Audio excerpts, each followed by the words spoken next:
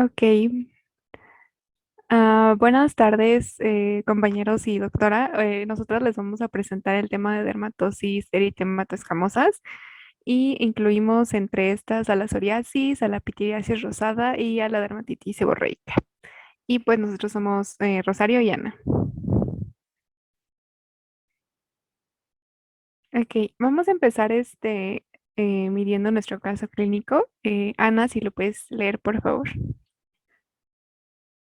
Claro que sí. Bueno, nuestro caso clínico dice, paciente femenina de 15 años de edad acude en compañía de su madre. Dentro de los antecedentes heredofamiliares, encontramos que su madre padece asma bronquial desde la infancia.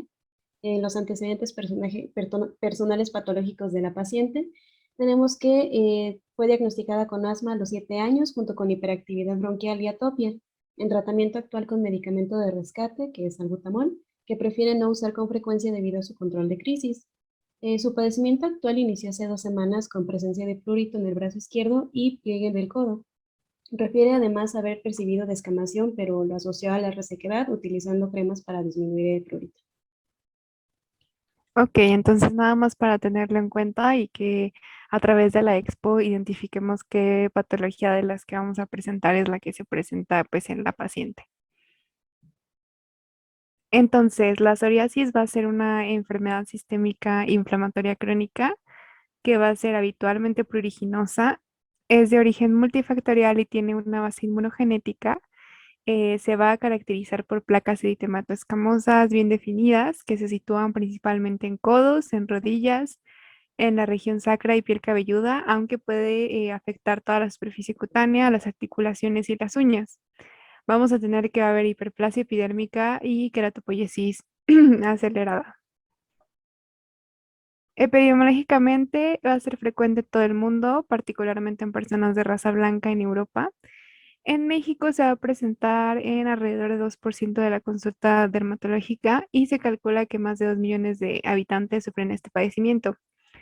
Va a afectar a ambos sexos y ocurre a cualquier edad, pero tiene cierto predominio entre el segundo y cuarto decenios de la vida. Del total de los casos, de 10 a 15 ocurren niños, principalmente en mujeres, y el 33% de los enfermos aparecen antes de los 20 años.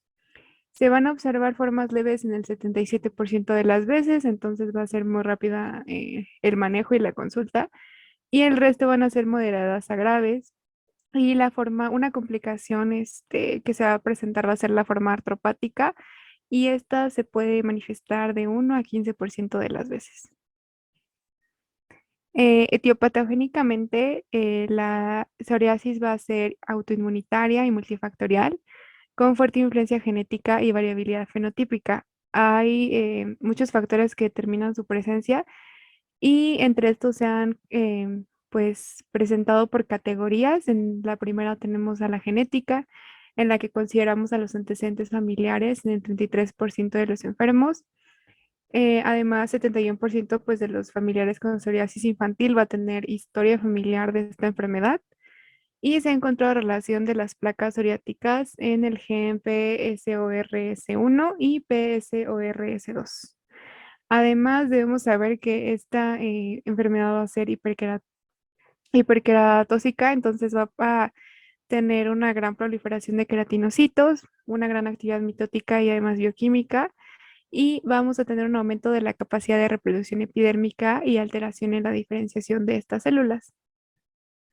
Algunos factores predisponentes que nos pueden guiar hacia este diagnóstico pueden ser la presencia de las heridas o el conocido fenómeno de Kofner, que son presencia de lesiones adyacentes a la primera lesión que aparece, y son básicamente lesiones redonditas, eritematoescamosas también, pero con más eritematosas que con escama, y que van a ser la lesión inicial que puede determinar la presencia de la psoriasis. Quemaduras solares, infección por VIH, infección por estreptococo beta hemolítico, que esta va a ser muy específica de psoriasis en gotas, que ahorita igual la vamos a ver. Fármacos como beta bloqueantes, cloroquina, litio, inhibidores de la enzima convertidora de la angiotensina, indometacina, terbinafina e interferón alfa. Además, algo que se tiene que considerar muy importante es el estrés emocional, el consumo de alcohol, el consumo de tabaco y la obesidad. Entonces, dentro de las alteraciones inmunitarias que vamos a encontrar, primero que nada va a ser que la activación de los genes desencadena mecanismos inmunes. Estos pues son los genes que ya mencionamos antes, el PSROS1 y el 2. La acumulación de linfocitos y células inflamatorias que van a determinar pues esta respuesta inmune excesiva que nos va a llevar a la producción de estas placas, producción de citocinas derivadas del epidermis, trastornos del metabolismo del ácido araquidónico, por lo cual tendríamos una abundancia tanto de leucotrienos como de prostaglandinas, aumentando pues la posibilidad de que se genere dolor o de que también pues la respuesta sea mayor ante la presencia de estos compuestos. Y además un predominio de respuesta TH1, de CD4 y CD8 que van a estimular la proliferación de los queratinocitos. En esta imagen se resume muy bien en todas las influencias celulares que ocurren a través de, desde el origen de la enfermedad hasta el mantenimiento de esta. Y bueno, pues ya habíamos mencionado que se va a basar en una respuesta inmune excesiva, entonces vamos a empezar con factores ambientales que van a colaborar a la presencia pues de estas células en estrés, ya sea igual el estrés emocional, microorganismos, medicamentos, trauma por lesiones y el tabaquismo. Estos van a desatar esta respuesta que nos puede llevar a la formación de complejos de DNA, como es este, el DNA WR37, además de la producción de interleucinas y del factor de necrosis tumoral alfa, que nos va a colaborar para que las células dendríticas plasmocitoides se activen por medio del interferón gamma hacia células dendríticas y que éstas, pues después migren hacia el ganglio linfático y aquí van a ayudar a diferenciar a los linfocitos T a linfocitos T cooperadores, el TH1 y el TH17 sobre todo, por ayuda de interleucinas. Y estas células son las que van a terminar haciendo un infiltrado en los epitelios. Y vamos a hacer aquí pues una presentación de los autoantígenos por medio de los receptores igual a a las citocinas.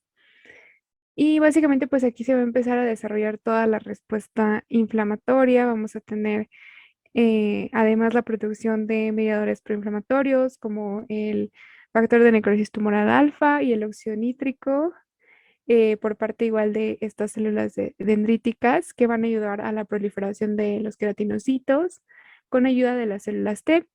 Y estos queratinocitos además a su vez van a producir también quimiosinas y beta-defensinas que van a colaborar a toda esta respuesta. Entonces, como podemos ver, básicamente es una combinación de todas las respuestas inflamatorias combinadas en una sola célula, que son los queratinocitos. Y pues además vamos a ver que no se va a quedar aquí, sino que todas las células van a ser como agregados perivasculares junto con las células dendríticas y van a ayudar a la proliferación de estas células, incluso inducidos por los macrófagos y la ayuda de las quimiosinas, afectando el colágeno de la piel y que pues puede básicamente ayudar a que migren todas las células afectadas hacia los distintos espacios epiteliales. Aquí tenemos pues las imágenes de una piel normal al inicio de la infección, en donde ahí están las interacciones de factores genéticos, ambientales, biológicos y psicológicos. Después pues la reacción inflamatoria, la reacción inmune, el aumento del número de las células cutáneas, o sea, de los queratinocitos, y esto va a ayudarnos a hacer la formación de la placa que se ve tan característica. Y después, pues igual tenemos inflamación y el aumento igual de todas las células inmunitarias que vimos, ¿no? Los macrófagos, los linfocitos, las células dendríticas, todo esto. Y pues el ciclo se sigue repitiendo y es por eso que se mantiene la enfermedad e incluso aunque se pueda controlar, pueda ser recidivante. Hay que entender que la psoriasis no es una proliferación no tumoral de queratinocitos que están genéticamente predispuestos. Así que básicamente la predisposición genética es muy importante junto con los desencadenantes ambientales. También tendremos alteraciones neurógenas en donde específicamente se ha detectado valores altos de la endorfina beta que van a causar alteraciones en la sustancia P lo que nos puede llevar a una respuesta eritematosa neurógena y además a una mayor transmisión de estímulos a través de las fibras nerviosas sensoriales, lo que puede igual ocasionar el prurito. Se va a clasificar según la edad, evolución clínica y antecedentes genéticos en juvenil y en de adulto. Y pues sí, vamos a poder clasificarlos en estos dos extremos principalmente. Aunque también tenemos, por ejemplo, según la localización, en diferentes áreas, porque como vimos al principio, sí afecta con mayor predominancia a ciertas regiones, pero puede afectar cualquier región cutánea. Entonces tendremos bucolingual, universal, de uñas, palmoplantar, facial, que esta es una forma muy rara, del glande y prepucio, de la piel cabelluda, laringia y ocular, de la zona del pañal e incluso invertida o de pliegues. En cuanto a la morfología, la podemos tener presente como gota, circinada, en placas, lineal, anular, rupioide, que igual es bastante rara. Hirata, que les puse igual aquí una foto, me pareció una forma de presentación clínica bastante extraña porque forman patrones como en espiral y pues sí tiene una incidencia bastante baja. Igual tenemos a la folicular, a la numular, a la litrodérmica, a la ostrácea y a la pustulosa. Y aquí podemos ver a la pustulosa, que es como más eritema con presencia de las pústulas y no tiene los bordes tan definidos, como por ejemplo la psoriasis en placas, que se alcanza a ver perfectamente la descamación y de hecho como que hasta se percibe su textura. Y aquí podemos ver la psoriasis ostrácea, que se desarrolló por por el mal desarrollo de un tatuaje tal vez hecho con como agujas contaminadas y se empezaron a formar los circulitos arriba de los puntos de la lesión. En cuanto al cuadro clínico, vamos a tener una topografía bilateral con tendencia a la asimetría. Va a predominar en piel cabelluda, salientes óseas, como los codos y las rodillas, sobre todo pues sí en esos plieguecitos, en la región sacra y las caras de extensión de las extremidades. En ocasiones puede afectar al ombligo, a las palmas de las manos, de los pies, los genitales y mucosa bucal, así como a los pliegues de la flexión. Tendremos primero entonces la psoriasis vulgar o la psoriasis más común, la clásica, la que se observa el 77% de las veces. Esta va a estar constituida por eritema y escamas que se agrupan en placas de bordes netos y de forma y tamaño muy variables. Por ejemplo, aquí podemos ver una placa que es pues bastante definida, igual se pueden observar las escamitas. Y aquí abajo tenemos una que es más eritematosa y que pues no tiene tanta escama y además tiene un menor tamaño. Importante que saber que la descamación va a ser blanca, nacarada y de aspecto yesoso, que se puede observar muy bien aquí, o micácea, que puede cubrir toda la placa o parte de ella. Aquí está más abundante en este extremo que, por ejemplo, en esta parte de acá. Al raspado de las escamas con una cucharilla se puede percibir como si se estuviera raspando una vela y al final va a quedar como una delgada lámina que se va a conocer como la membrana de Duncan-Dulclay, que al desprenderse puede dejar una superficie tapizada de fino puntilleo sangrante, conocido como el signo de Auspitz. ¿Qué es lo que podemos observar aquí? Que básicamente se cae la descamación y solamente queda como un anillito y que nos deja ver como que hubo presencia de algo ahí, pero ya no está. Y cuando empiezan a curarse estas lesiones de psoriasis, se nos forma el halo de Voronov, que va a ser una mancha hipocrómica que va a rodear a la lesión de la psoriasis y que va ligada al inicio de la regresión de la placa de la psoriasis. Y pues sí se ve muy característico como es que aquí en esta sección estaban las lesiones eritematoescamosas y pues ya no están, simplemente nada más está la pigmentación. También se puede presentar en grandes placas y normalmente va a tener menos escamas y va a ser más eritematosa.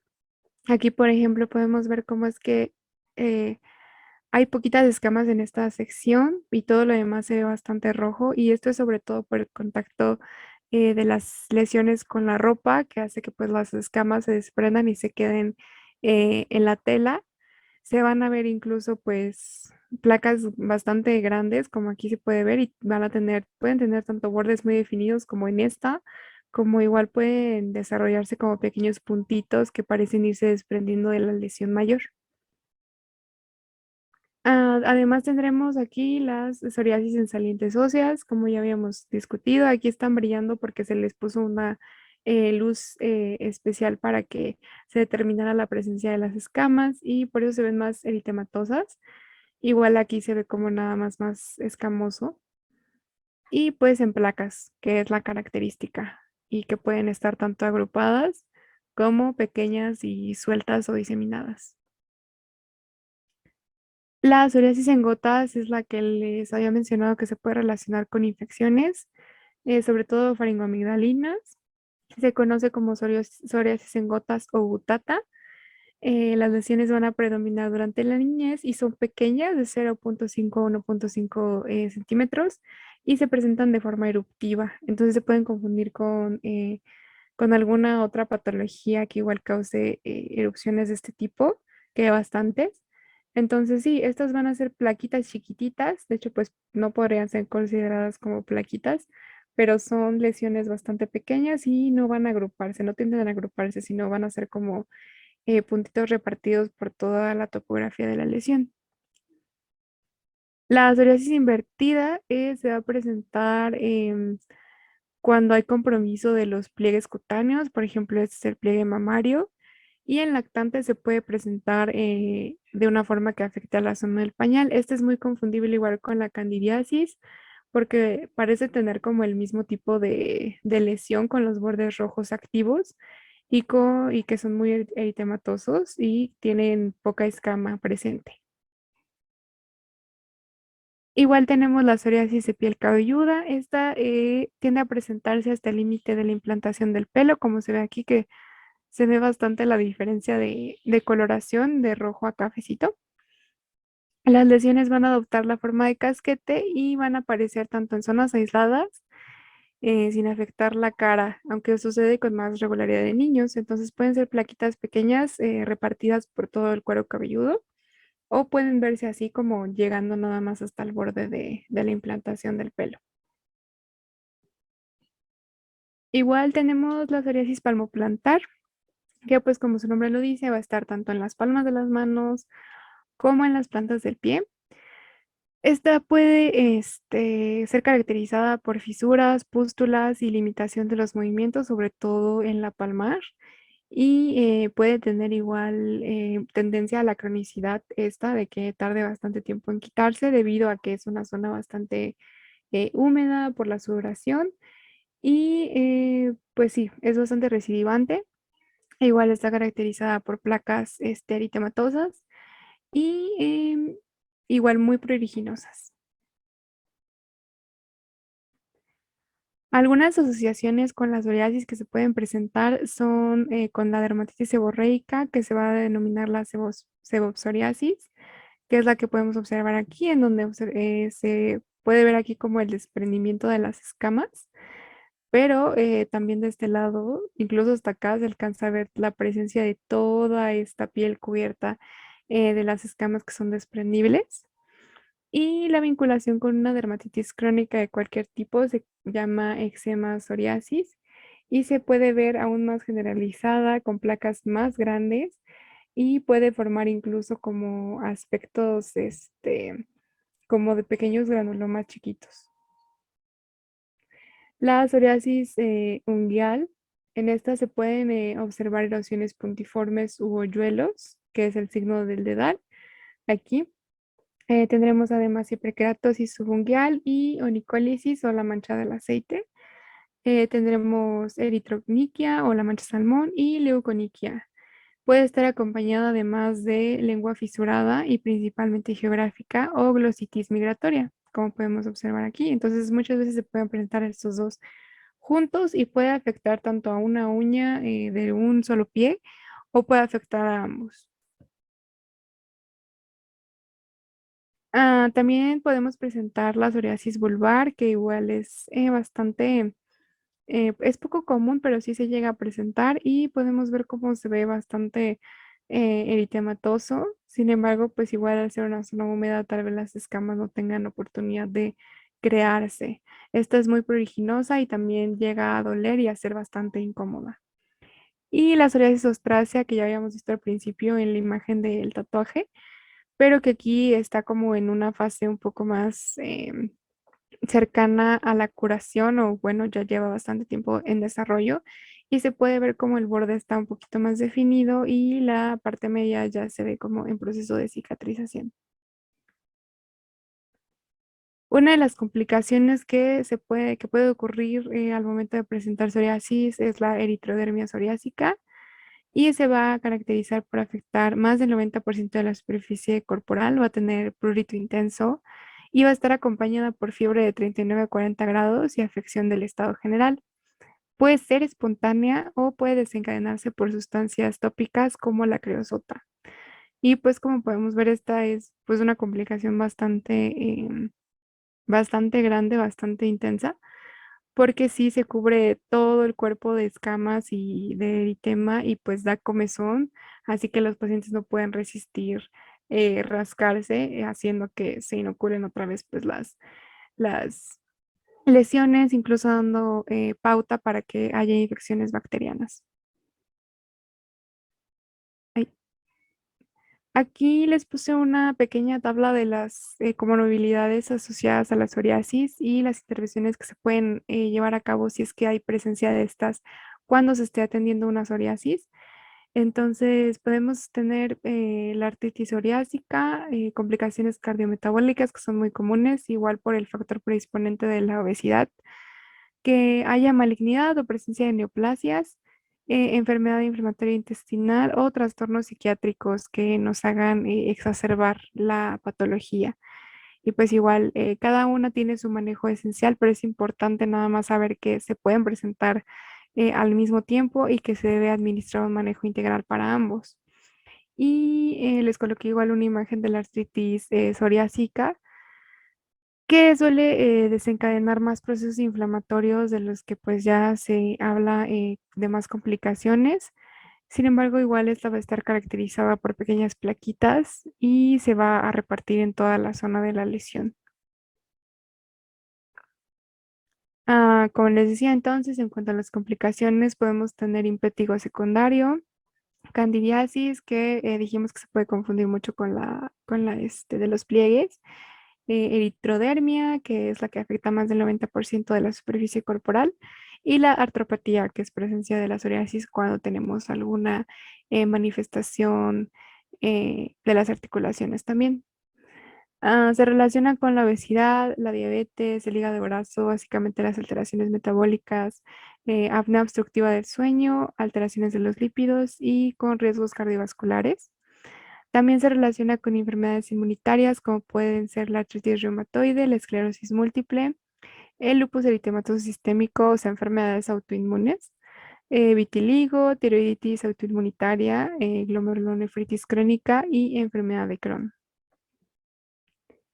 En el diagnóstico diferencial tenemos que pensar en bastantes patologías como el secundarismo sifilítico, la parapsoriasis, la pityriasis liquenoide, rosada o rubra pilar, el líquen plano, la micosis fungoide, erupciones por fármacos, en tiña de la cabeza cuando se presenta pues, en la piel cabelluda, en dermatitis seborreica, que pues ahorita igual vamos a hablar más a fondo de esta y por qué se puede confundir con la psoriasis, con dermatitis de la zona del pañal en lactantes, con tofos gotosos, sobre todo pues igual si se presenta en las rodillas, síndrome de Fisinger-Leroy-Reiter, la eritroplasia de Kierat, artritis reumatoide y la espondiloartritis anquilosante.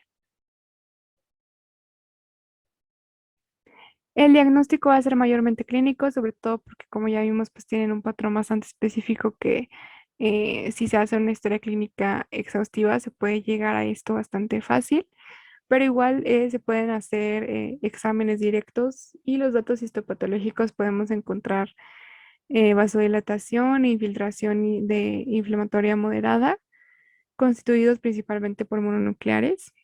Aquí tenles pues igual la imagen de la biopsia en la psoriasis. en donde se va a observar papilomatosis y exocitosis. La evaluación del paciente es imprescindible, sobre todo si se presenta con más comorbilidades. Se debe definir su estado metabólico y cardiovascular. Por eso se recomienda realizarse biometría hemática, química sanguínea, perfil lipídico y el índice de masa corporal. En cuanto al tratamiento, como medida general, primero que nada se va a recomendar hablar sobre las repercusiones sociales y en dado caso asignar terapia psicológica. Cuando vemos que está del 20 al 25% o incluso menos de la superficie corporal afectada, se recomienda solamente tratamiento tópico y no farmacológico. Muchos pacientes mejoran con la exposición al sol y con actividades de recreación, así como la disminución de la ansiedad. En el tratamiento local se van a ocupar queratolíticos en crema o vaselina salicilada del 3 al 6%. Se pueden ocupar sedantes y ansiolíticos si hay prurito o ansiedad en el paciente. En las formas muy extensas de la eritrodermia, la psoriasis pustulosa y la artropatía, se puede dar metrotexato de 7 a 12 miligramos vía oral cada semana y este se debe vigilar específicamente porque es hepatotóxico. Se da también ciclosporina de 2,5 miligramos por kilo por día de vía oral, acitretina de 25 a 30 miligramos vía oral de 2 a 4 semanas y antagonistas del factor de necrosis tumoral como infliximab de 5 miligramos por kilo, adalimumab de 80 miligramos inicial y después 40 miligramos cada semanas y el ustekinumab de 45 miligramos por vía subcutánea cada 4 semanas. E igual dependerá cada uno del tipo de psoriasis que presente y también de la extensión de daño en la superficie corporal. Y les puse aquí un esquema de en dónde actúa cada uno de estos medicamentos, sobre todo la terapia que se va a involucrar en la psoriasis en placas que está repartida por todo el cuerpo, es en inhibir al factor de necrosis tumoral, que es el que nos hace más desarrollo de la respuesta inflamatoria, y entonces entre esos va a entrar el infliximab, el adalimumab y todos estos. Incluso se está trabajando también en medicamentos que inhiban a las interleucinas, como el ustekinumab y pues el ixekizumab, que igual inhiben todas estas respuestas inmunes, aunque algunos pueden tener efectos inmunosupresores que pueden poner al paciente en riesgo de contraer algunas otras infecciones. Sin embargo, se recomiendan ocuparse en las etapas agudas de la enfermedad. Y como vimos, pues va a estar presente esto también acompañado de afecciones metabólicas y demás comorbilidades. Entonces, aquí hay una tabla en donde se especifica qué medicamentos se les pueden dar a los pacientes que presenten ese tipo de afecciones y cuáles no por las respuestas inmunológicas que pueden desencadenar. Igual esto es para que lo chequen después con más paciencia y pues tomarlo en cuenta al hacer el manejo terapéutico. Y por último, pues igual se tiene que considerar el índice de actividad de intensidad de la psoriasis, que va a combinar la valoración de la severidad de las lesiones y el área afectada en una sola cifra, de valores de 0, donde no se presenta ninguna enfermedad, a 72. Y básicamente con este índice se monitorea a los pacientes que tienen la psoriasis recidivante, de que presentan una placa inicial y después 3 meses vuelven con dos. Se necesita manejar el control de esto para saber si la terapia está funcionando o si se tiene que cambiar. Y básicamente va a evaluar el cuerpo dividido en 4 secciones, tanto los miembros inferiores, el tronco, los miembros superiores y la cabeza. Y a cada sección se va a estimar como el porcentaje de la piel implicada y se va a transformar de graduación de 0 a 6. Se le va a asignar estos grados a los tipos de lesiones y después estas se van a ir multiplicando por otros factores. Aquí las vemos, la severidad de las lesiones psoriásicas, se va a preguntar por eritema, por induración o escamas en la cabeza, el tronco, los brazos y las piernas y se les va a asignar un valor dependiendo de la gravedad de la lesión.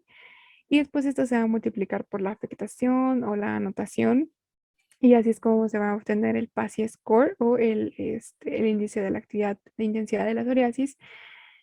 Y pues sí, esto va a determinar básicamente qué tan avanzada puede llegar a ser la enfermedad y qué terapia seguir a partir de esto. El valor de este va a ser un número comprendido entre el 0 y el 72. De 0 a 4,9 es psoriasis leve, de 5 a 9,9 es psoriasis moderada y mayor a 10 ya va a ser considerado como psoriasis severa. Bueno, la siguiente dermatosis que vamos a revisar es la pitiriasis rosada. Esta también se puede conocer o se puede encontrar con otros nombres como la pitiriasis rosada de Gilbert, la pitiriasis circinata, roseola anulara o herpes tonsuras maculosus. Esta pues va a ser una dermatosis de tipo inflamatoria, va a ser autolimitada y de evolución breve, que se va a caracterizar por la aparición de una lesión única que posteriormente va a evolucionar a una erupción exantemática compuesta por múltiples placas eritematoescamosas y ovales de tamaño variable. Estas lesiones, tanto la primera lesión como las múltiples que se generan después, son asintomáticas y rara vez muestran recidiva. Y algo muy importante es que se van a asociar infecciones por virus de herpes simples 6 y 7. Dentro de la epidemiología, pues es una dermatosis ubicua no transmisible y se presenta de forma estacional, principalmente en la temporada de primavera y de otoño. Esta dermatosis constituye hasta el 2% de la consulta dermatológica y afecta a cualquier raza, edad y sexo. Sin embargo, tiene cierto predominio por mujeres de entre 10 a 35 años de edad. Y también se va a asociar a abortos espontáneos cuando se presenta esta dermatosis durante el embarazo. Ahora, dentro de la fisiopatología, en muchas bibliografías se menciona que tiene un origen infeccioso exantemático viral, obviamente por virus de herpes simple. Esto basado en su forma de presentación, en los pródromos que presenta y la ausencia de recurrencias, así como pues por la demostración de la presencia del virus de herpes simple 7 y 6, ya sea en piel o saliva, así como por el aumento en el conteo de linfocitos TSD4 que pues orientan a una infección sistémica o activa. Sin embargo, lo que no se ha podido precisar del todo es si todas estos elementos son consecuencia de alguna reinfección o bien la reactivación de alguna infección previa por estos virus. También se menciona que algunos fármacos como el captopril, el metronidazol, los retinoides orales, omeprazol, bismuto, barbitúricos e incluso la vacuna BCG pueden desencadenar una reacción cutánea muy similar a esta. Y bueno, igual la participación del sistema inmune pues tampoco es muy clara. Sin embargo, sí se observa este aumento en los linfocitos CD4 que se encuentran elevados sobre todo en lo que es la dermis superficial y así también el aumento de las células de Langerhans en la epidermis. Las lesiones diseminadas van a depender principalmente de anticuerpos IgM contra los queritanocitos, pero finalmente no se sabe exactamente la fisiopatología, sin embargo, estos son pues elementos que se han encontrado a lo largo de la investigación de diversos casos. El cuadro clínico va a iniciar precisamente con una lesión única que se denomina placa primitiva o medallón heráldico, y este se va a presentar en el 50% a 90% de los pacientes, es decir, en prácticamente todos. En cuanto a la topografía, pues esta placa primitiva puede aparecer en cualquier parte del cuerpo, pero va a afectar o se va a presentar principalmente en lo que es el cuello y el tronco, ya sea en su cara anterior o en su cara posterior. Aquí el tipo de lesión pues se describe como una placa oval de aproximadamente 1 a 2 centímetros, obviamente va a ser asintomática, eritematosa o de color rosado, y presenta una descamación fina sobre la superficie. Algo importante también es que tiende a crecer hacia la periferia y puede tener un aspecto eczematoso. Esta puede llegar a persistir hasta por 5 días también. Y bueno, se le denomina medallón heráldico por su parecido que tiene con estas condecoraciones. Como podemos observar, pues es como si la enfermedad te condecorara con esa placa primitiva, pero vamos, la persona que lo estaba o que le dio ese nombre, pues tenía mucha imaginación porque realmente no se parece en nada. Pero bueno, lo importante aquí es recordar las características, es la placa oval, asintomática, la coloración y la descamación. Tras esta lesión única aparece una erupción secundaria después de unos 5 o 15 días que se presenta la lesión inicial Y bueno, esta de igual forma se puede presentar tanto en cuello y tronco, pero aquí difiere un poco la localización, ya que también se puede encontrar en lo que son las regiones proximales de las extremidades y muy rara vez en la cara. Ahora las placas tienen unas características un poco diferentes respecto a la primera, y la primera es que para empezar son múltiples y son más pequeñas. Tienen un tamaño de aproximadamente 0,5 a 1,5 centímetros. También son ovales, también son eritematosas y también están cubiertas de escamas finas, pero en personas morenas tienden a verse más oscuras. En un lapso de 1 a 2 semanas, estas lesiones se van extendiendo y van adoptando una distribución que se denomina en árbol de Navidad. Es decir, que van a seguir un patrón lineal y oblicuo como si fueran las ramas de, pues, de un pino, ¿no? De un arbolito. Y estas líneas o esta distribución en árbol se va a basar o va a seguir lo que son las líneas de Langer, que no son más que las líneas o las arrugas naturales que obviamente presentan mínima tensión y que se van a observar cuando se contraen los músculos subyacentes. Y algo igual importante es que estos sitios pues se une la epidermis, es por ello que estas lesiones van siguiendo ese trayecto. Otra cosa importante es que mientras unas lesiones van desapareciendo, otras nuevas van a ir apareciendo. Entonces, el padecimiento en total dura alrededor de 6 a 8 semanas. Igual, estas lesiones continúan siendo asintomáticas, aunque en algunos casos puede haber un prurito mínimo y muy, muy rara vez se llega a presentar sintomatología sistémica, ya sea fiebre, cefalea, malestar general, artralgias, linfadenopatías o alteraciones respiratorias o gastrointestinales. La resolución de todo esto va a ser espontáneo y se va a dar en un periodo de 2 a 6 semanas, pudiendo incluso prolongarse hasta 5 meses y igual pueden quedar lesiones hipopigmentadas o hiperpigmentadas de forma residual. La que sigue, por favor.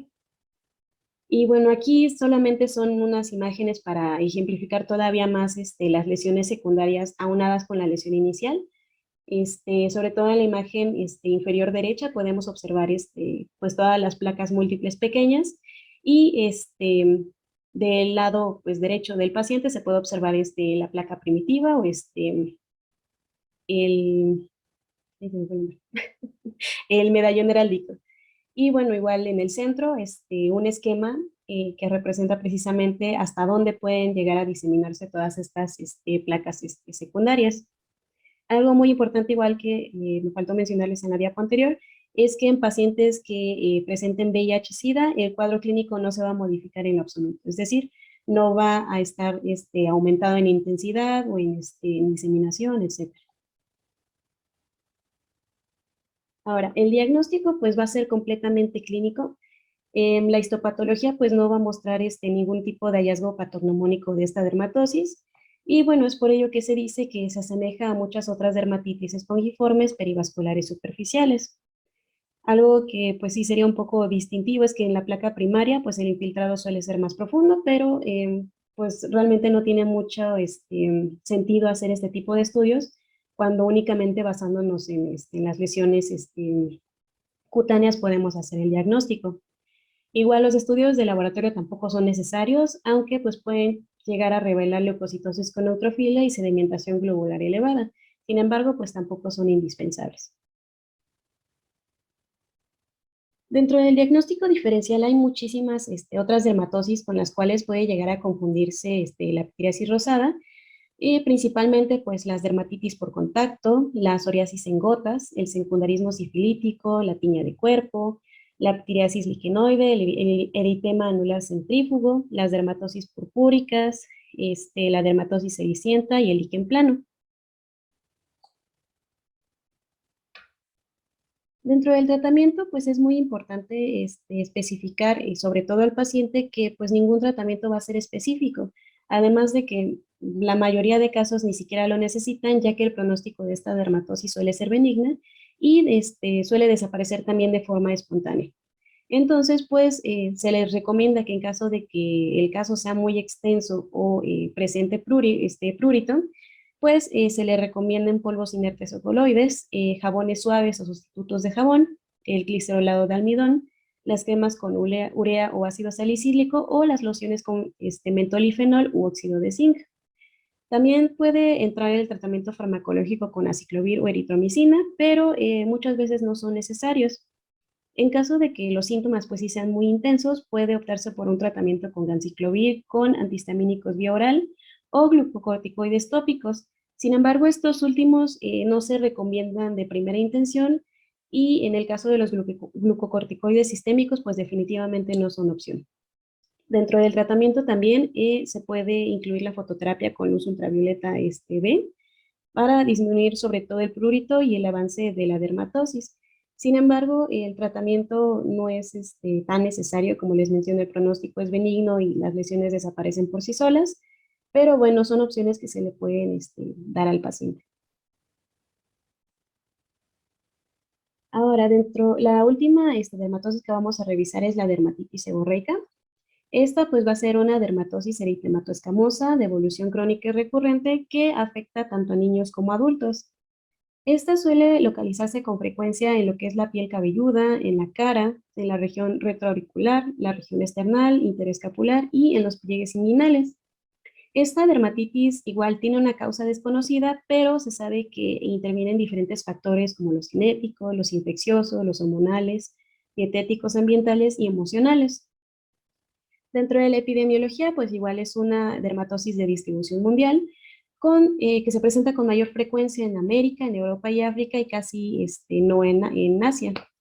Esta dermatosis comprende entre el 5 y el 6% de la consulta dermatológica y en adultos predomina sobre todo en varones.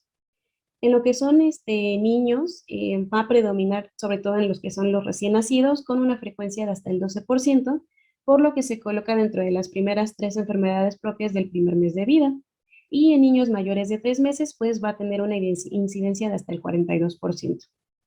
Y en el caso de pacientes que cursan con VIH-Sida, pues se va a observar en un 30-80% de estos pacientes.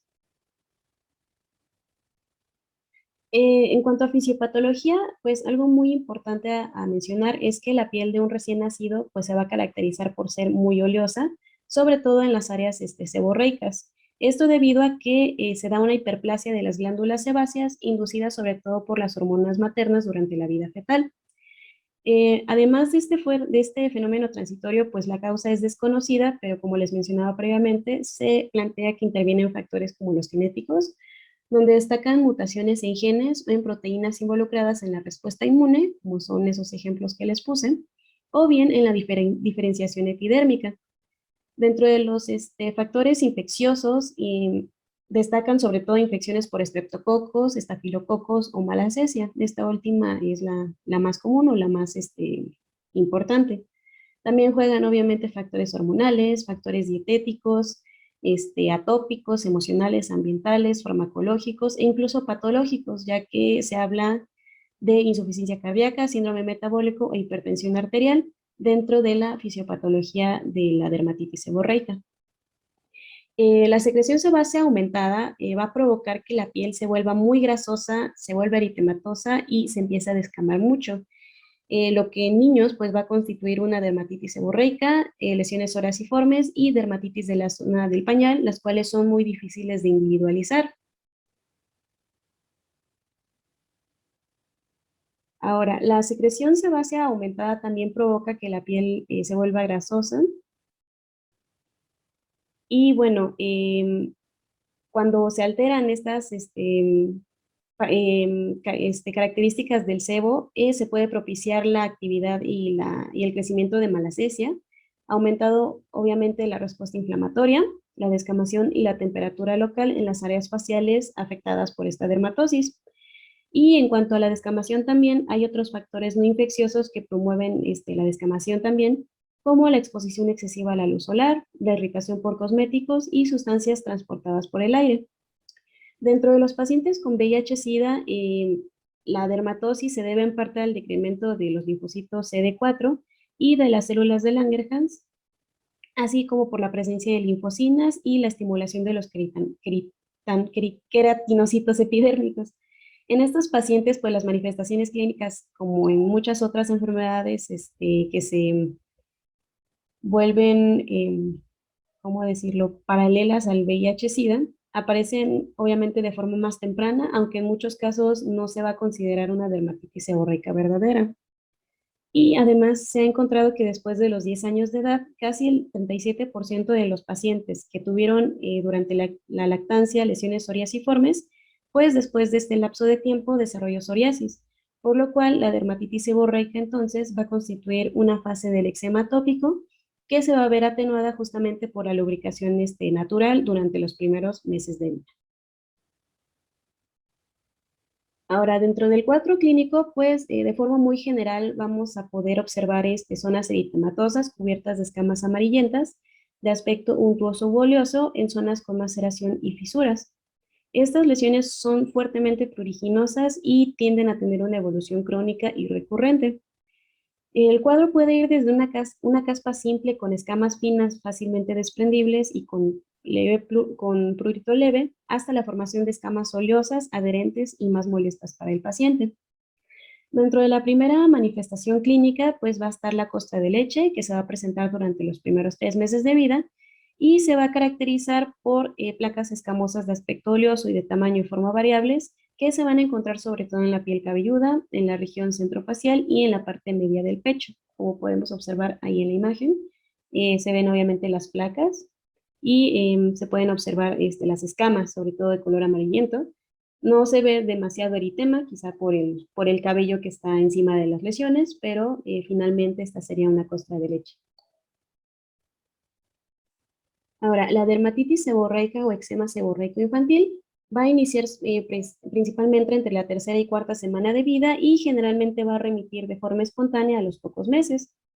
Estas lesiones se van a encontrar principalmente en la piel cabelluda también, pero se van a extender en dirección cefalocaudal hacia la frente, a las cejas, pestañas, a los pliegues retroauriculares y a las aras nasales.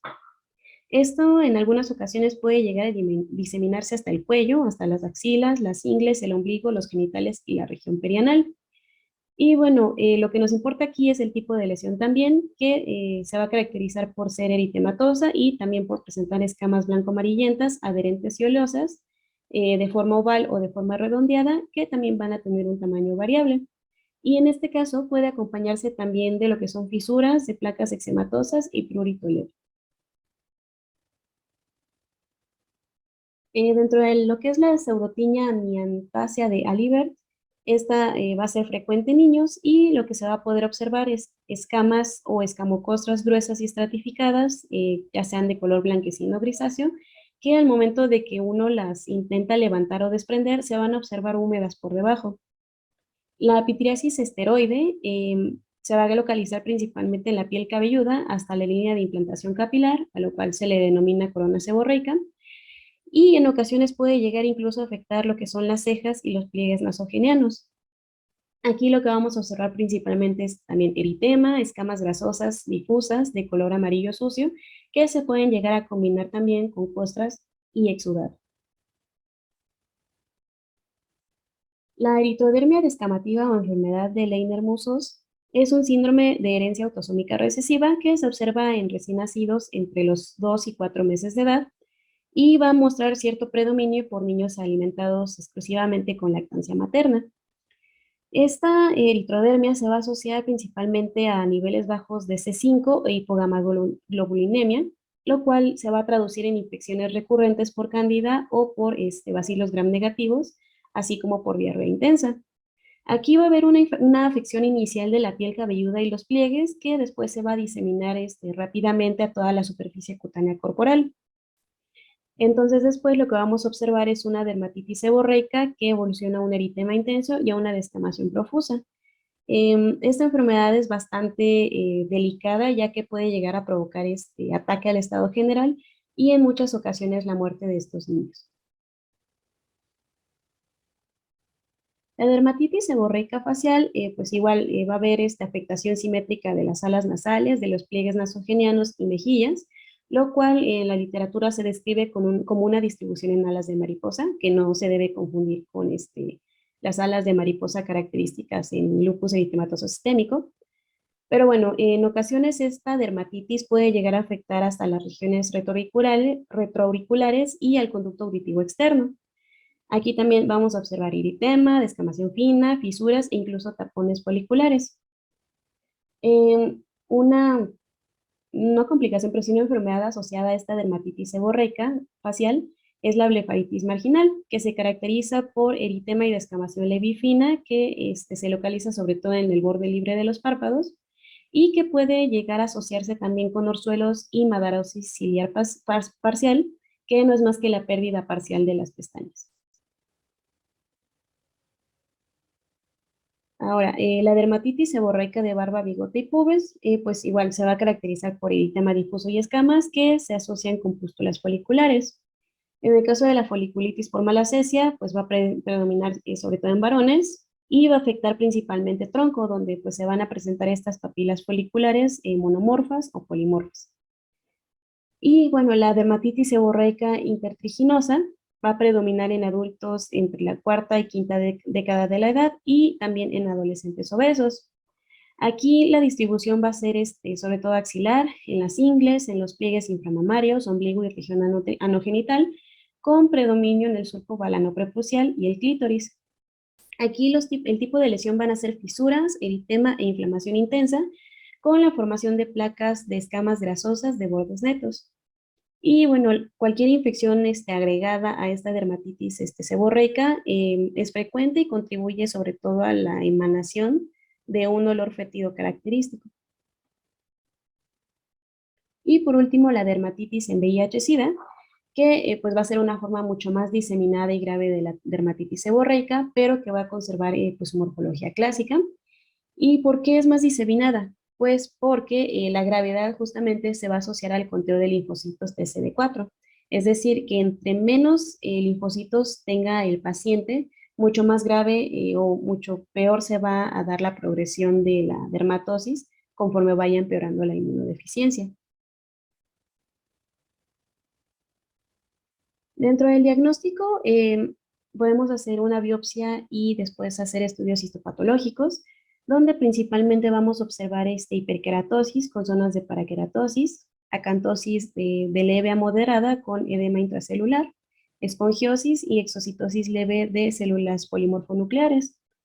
En lo que sería la dermis superficial, vamos a llegar a observar capilares dilatados y infiltrados de leucocitos. También se puede hacer un examen directo o cultivo de malacesia, ya sea en medios ricos en lípidos, el examen directo con tinta Parker azul o negro de clorazol, o finalmente con frotis y tinción de paz.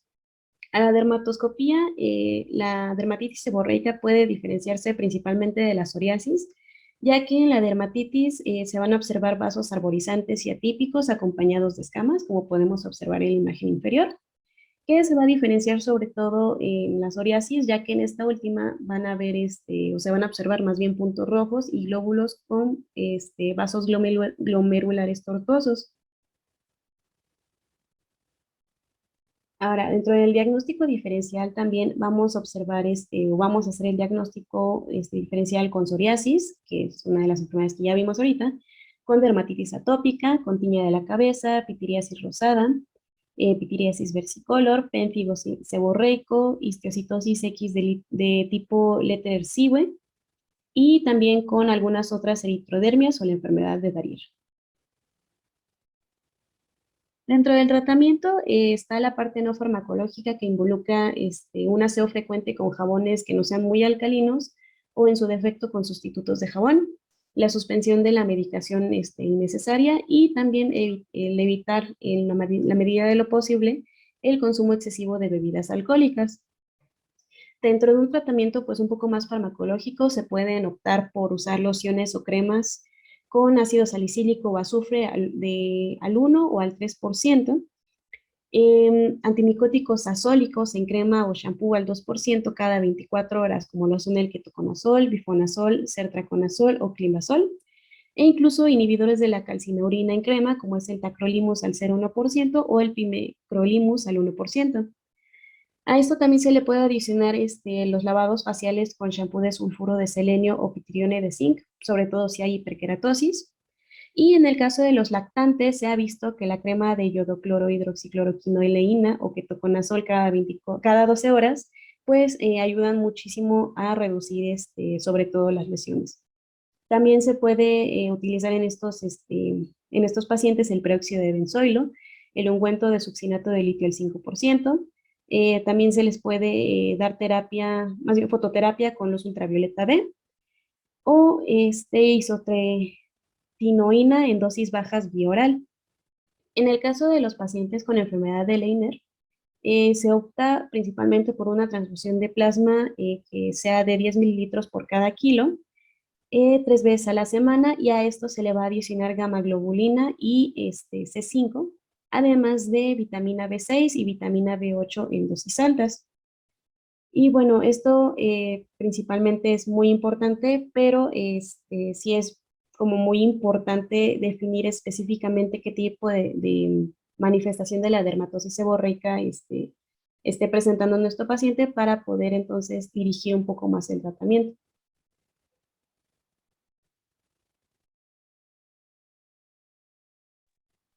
Ahora, la continuación del caso clínico, pues lo que mencionaba es que a la exploración física, pues se observaba una placa eritematoescamosa con bordes netos alrededor del pliegue del codo izquierdo y no se encontraron más lesiones. Además, el paciente refirió que la lesión era bastante pruriginosa, sin dolor o dificultad al movimiento.